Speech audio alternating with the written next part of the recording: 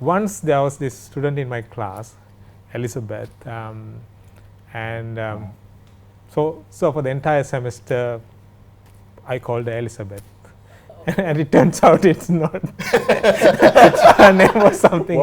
But the funny thing is, she always responded. So the moment she realized that I'm mistakenly calling her Elizabeth, she decided that okay, I'm going to be Elizabeth this semester for Prof Damit, and I'm thankful that she did it.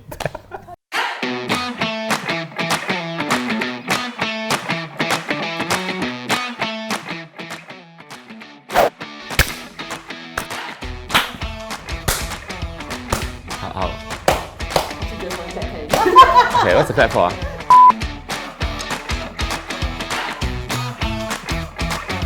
I did my undergrad at MIT, and after that I came back to Singapore and I did 2 years of NS, and then I joined the civil service for 2 years. Back then I was actually, I had 2 jobs, assistant director of discipline. So I was actually punishing civil servants for 2 years. Expert at inflicting punishment. How cool is that? Maybe that explains one of the reasons why I'm good at my job today. The other one is that actually I was also assistant director for legal service. I was actually the HR director for the Singapore Legal Service. So I sort of hired DPPs, district judges. I mean, it wasn't bad. I thought it was an interesting experience, but I didn't see myself, doing the rest of my life. So I decided to try something different. And then I went back to school to get a PhD. And next thing I found myself back in NUS as a prof. So I've been here ever since, and it's been fun. I did my graduation from IIT Kharagpur in 1986. As was common in that time, many of the students in my batch were applying for graduate studies to US. One of the worries I had while going for graduate studies to US was that I had known only about US through movies and these kind of things and didn't know much details. I was worried about whether I can get proper food because I heard essentially everyone in US is non-vegetarian. I was vegetarian, so I was a bit worried. My mother was even more worried, so she was saying, hey, you need to be vegetarian. So she gave me a crash course in cooking for 2 days. I had no idea about cooking before that, but I learned to make rice and dal and so on a little bit so that at least I can feed myself. And then I went to US. I went to MIT in the US for my undergrad, and then when I graduated I had to come back to fulfill an 8-year bond. So I came back and was in DBS, and definitely at that time I didn't think I wanted to do a PhD because I was sick of studying, right? What is this homework and exams and project? I was tired of that. See, and in fact I told my roommate at that time who was planning to go for a PhD, I said, well, good luck, I'm quitting, and I convinced him to get out of PhD. Which he eventually did. Actually, he stopped at a master's. And then subsequently I went on for a PhD, so I kind of felt bad that I subway. Yeah, I subway.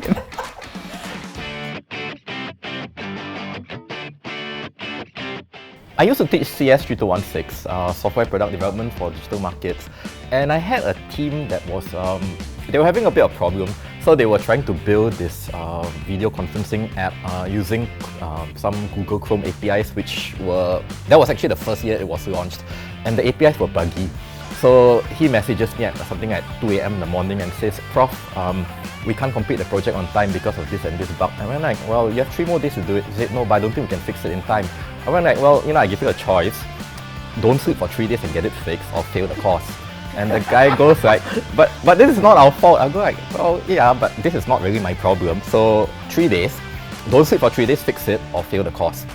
And they got it fixed. That's the amazing thing. They got it fixed. And then during steps, right, the term project showcase, this guy came up to me, shook my hand and said, sir, thank you for not backing down. We got it done and we're so proud of ourselves. So, that kind of taught me 2 things. Number one, I'm glad that, we have students who are so resilient and who actually saw the value of what we are doing and, push through with it. And number 2, it kind of also taught me that, well, I could have been a bit nicer about it. Yeah, but at the end of the day, I think it worked out well. What really touches me sometimes is when the students drop an email or they come and thank you for conducting an interesting class, how your lessons have actually helped them. And also sometimes the students actually drop a note to say, you look really tired, you look like you have been not sleeping a lot, please take care of yourselves. And that really touches me, that the students are empathetic towards the effort that we've spent. For PhD students, I think, we see them through many years, from when we take them on as a student till when they graduate. And when my PhD students graduate on the graduation day, it kind of reminded me of the day when I graduated, how my mom was also there, my daughter was there, and the kind of appreciation you have for your supervisor. And the parents actually came over personally to thank me for taking care of their children. So I really felt like it was very touching for me, yeah.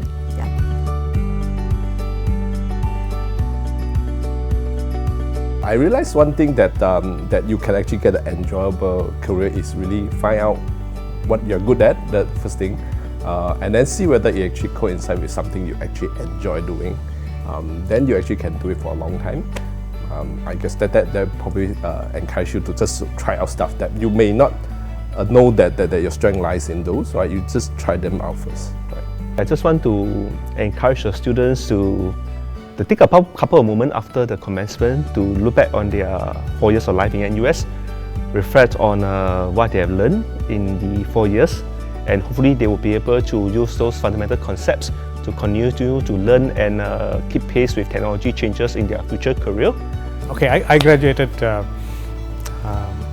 2001, more than 10 years ago, and I still keep in touch with most of my batchmates, and they're all doing reasonably well. So that's good news. This is a good field to be in.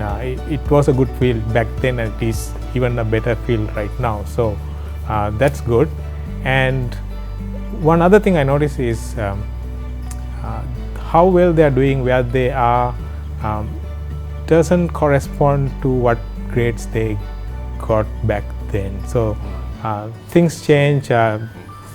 If you didn't get good grades, I don't think you have to worry. Sometimes you could end up doing better than everybody else. So that's another good thing.